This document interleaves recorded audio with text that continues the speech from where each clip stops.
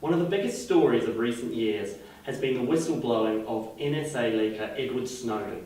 Here we have General Michael Hayden, former director of the CIA and the NSA, to talk to us about the effects of these leaks. In a Fox News interview, I believe it was in December, you said that negotiating a kind of a plea bargain with Snowden would be a little bit like negotiating with terrorists. Would you like to elaborate? Sure. There are some terrorists who are viewed by other folks to be freedom fighters too. It depends on your point of view. The point I was trying to make is that we don't negotiate with the people we consider to be terrorists because we do not want to incentivize future terrorist activity.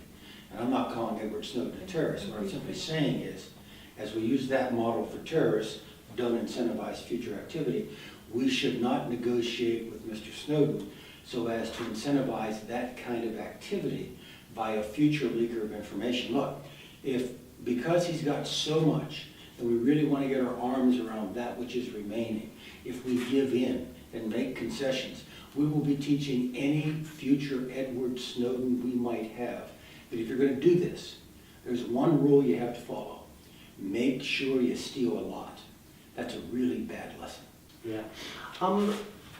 What, however, would be if someone had genuine concerns about the kind of breaches of privacy or any kind of abuse of power in an organisation like this? Who do they come to? Well, is there a structure in place to Yeah, there is. There's an Inspector General, and I actually had folks when I was director and running a program somewhat like this go to the Inspector General with their complaints. Now, did we change what we're doing? No.